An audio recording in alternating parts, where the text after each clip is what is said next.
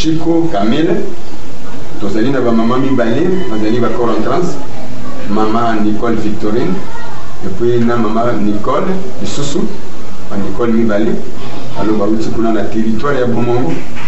pe na centre ya Bosili la pe Bokambo. Alors lelo bazali na masolo, na siège maire ya Kinshasa, tuba ko kosola na papa représentant. Oya zali ko kamba mission balimonge na Congo pena mokili mobimba po bakoya kaka awa kosola na ye kotuna ye masolo nyonso oye balimonge po ezali kaka awa pa ya mokili sosoko alors bayaki ezali ke basuka kuna te bakoma kino na centre maire bakutana na papa représentant po bakoka pongo koyoka ye pe basola na ye na mwa mituna nini oyo bayaki nango kouta kuna na province Équateur na ba territoire bomba uti. Alors na kosolana no militaire na ebike masolo militaire zali pa na bango tokoyoka pe bango lokola. Alors na ngana yoka kaka nani akobana masolo soki kozala papa conseiller Jean-Claude. Alors abanda masolo yena papa représentant mokolo Gaspard oyo azali lelo liboso na biso oyo azali pe kokamba lelo ba centre yiso ya République ya Congo. Alors papa conseiller Jean-Claude soko zali na mwa masolo pe mituna papa représentant yona fani okoki kobanda masolo to mituna na yo nyonso oyo yakina. Merci. Merci papa Nzambe ndenge opesinga malala bonsoir papa Nzambe représentant. Papa biso bana moto yaki na kanisi kaka porte solo na yo to bakinza mozindo ya mission e balembongi eloko nini o papa balembongi atikelaki yo po oyebisa bana na yasi. Papa mutuna na ngali liboso pona tune pa na yo na lingina tuna liboso pona kokoma mosalisi po okoma na Nzambe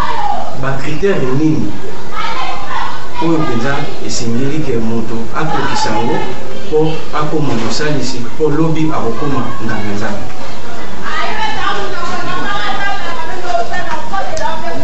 Liboso nazana ino ko esabis ino banse mbote oyo yasa ndenge na age na bino bozako na mbongi pe na ndenge na ya bibino pote boko ka kotuna mituna oyo bozana mposa pe boko kujabia kotuni soki kokoma mosalisi condition nini bon kokoma nganga Nzambe na ebite po mutu akoma nganga Nzambe akobanda wapi?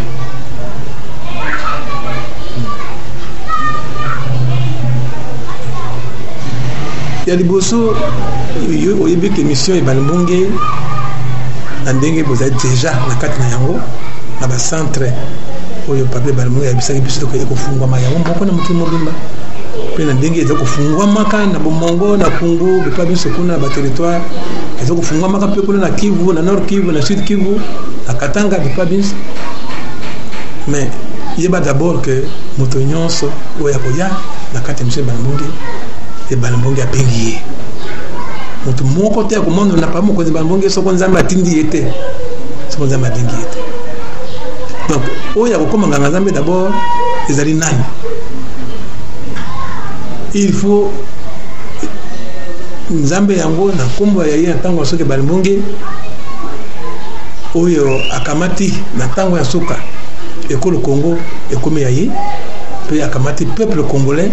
des peuples oyo ye akokende na bonzambe pe na nguya ya ye pe na libiki na kombo ya ye ntango soki balembonge na bolongo mobimba akamati peuple congolais kola peuple ya ye po na misala ya ye nya kubikisa bana ba ye ya molongo mobimba. peuple congolais comme le local en tango ya Israël tribu ya Lévi oyo bazaki na kati ya Israël nde bazako koma banganga nzambe tribu moko tribu ya Lévi lelo Lévi ezali remplacé na Congo mobimba peuple congolais mo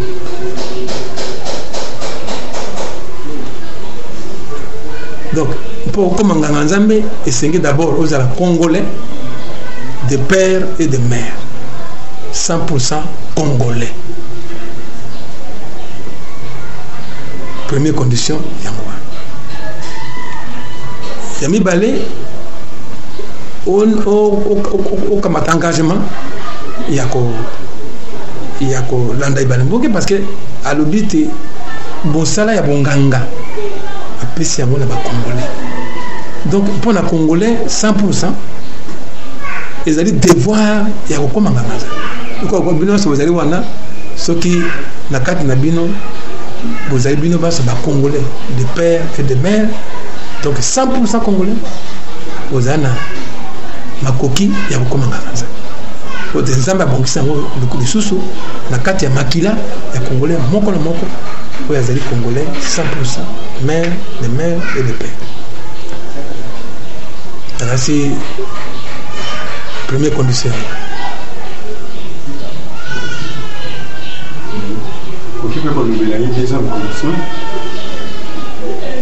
Ndenge oyo lobi il faut mère et de père il faut za nakata 100% congolais. Après na tango aussi la wana soka zali congolais pour aller quand même nzambe sengela sala nini lokola zali congolais de mère et de père esengeli azala marié OK esengeli soko remplir de conditions ya ko zala congolais 100% mais esengeli azala marié na libana oyo papa bengi c'est selon les règles de la coutume libana oyo ya solo oyo te yo kene ko bala mwasi na yo kene la bandeko na yo na libota ya mwasi pour pesa ki maimanso libota ya mwasi sengaki sans que ozanda banyongo donc libala pour babengi selon les règles de la coutume donc deuxième condition ozala marié pas à une étrangère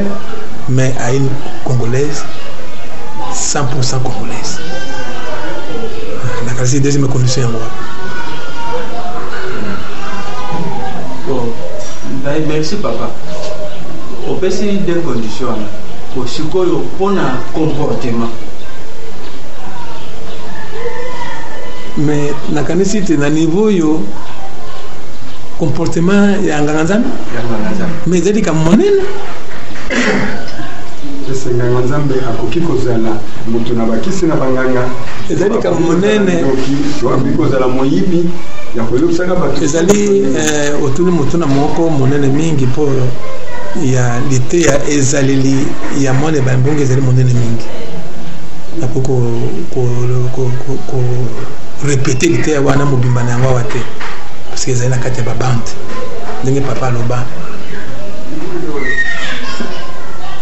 nganga nzambe d'abord lokola mona balamungi nyonso dite balamungi ekota kaka nganga nzambe te ekota d'abord mona balamungi ekota mona balamungi d'abord mona balamungi oyo aza ko milenge de po ko nganga nzambe to akoma mokomi to akoma mosali akoza d'abord baptisé na molimo mosanto ntango azali baptisé na molimo santo ezala azali candidat nganga nzambe ezala azali candidat mokomito mosali akotosa mibeko minso oyo ya kokimisa molimo santo te or eloko ya liboso oyo ya kokimisa molimo santo ezali kosala fornication to ekobo donc soko osali ekobo to osali to bate fornication to adultère hein okimisa esprit saint ekokende immédiatement akende immédiatement tiki oh siko yo soko ozali mwana banambo kotosa mibeko wana te mibeko ya kubomba elimu kubatela pe kopesa ntango yiso na losambo na yo na comportement malamu na yo ya kopesa mulimo santo nguya ya kubonela bitumba te okene kubatela mibeko ya kubomba mulimo santo ntango koma nganga Nzambe. Donc mibeko oyo nyonso esengeli te ya kotosa mibeko miso na Nzambe mibeko zomi oyo Nzambe apesaka na prophète pe muninga na Moïse c'est que tout ça veut qu'on a nyonso à part donc d'abord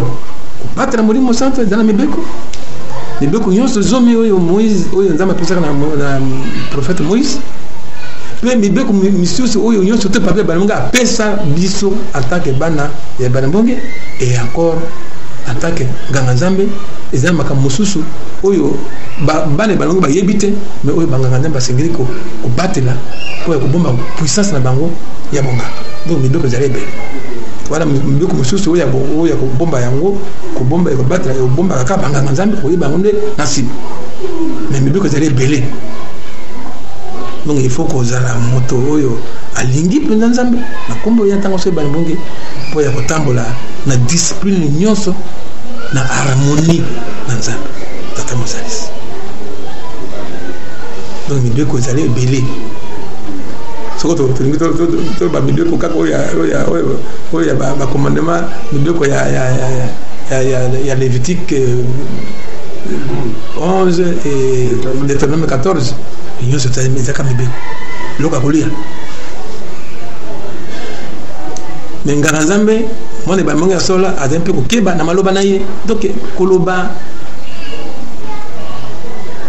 koswana makamezali bele oyo mwana ibalimbu et encore plus nganga Nzambe adana makamezali ya kotosa pe ya ko respecter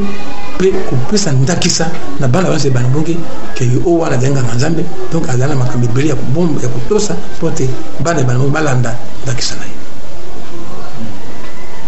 Oui, merci papa. Neti nganga Nzambe oyo lela ebika ngazo nganga. Alors na kati ya bonganga ne oyo ngazo asa bala mwasi abota même na bana. Mais libala wana elekana selon la règle de la coutume. Est-ce akoki ko so bonganga? Azana mwasi na kati nga mais libala wana esalama te pa baboti be babota kaka bana bongo mbonge pesa mate kaka ke yaka to fana me bakomi na bana ebele akoko za bonga kata akoko parce que so ba vu a bonganga parce que tango ya za na condition wana azoko sala kaka fornication pour moi si wana abala hit même so ba boti bana zomi bazoko sala kaka fornication donc bazana kati ya masomo donc bazana kati ya état ya masomo akoko manga Nzambe. Bon, même dans le centre intérieur, le col même qui n'a pas. Ceux qui viennent à mon état, n'a pas qu'à y aller, mon essai. Mouton a copié qu'au combat dans le centre. Azali na moi si, mais à Balaïté, à Botaba, na même na Bakoko. Na kati ya ba centre ndokola bango bauti mibeko oyo ezali ko tambusa bango ezali ndenge moko te ke na ba centre oyo ezali ko kambama na banganga ya Nzambe parce que na kati ya ba centre oyo ezali ko kambama na banganga ya Nzambe mibeko ezali ndenge mosusu tandis que bango bazali ko kambama na ba instruction oyo papa mokonzi apesa ngai alobaka te bango na ba centre oyo ezali kofungama yango moko kuna tika basala nano ndenge bazali kosala correction ekoya na nsima donc na kotolere nana bango mais moke ntango ngai moko représentant na kokende kuna na koya kosala mosala oyo nganga na bokote osala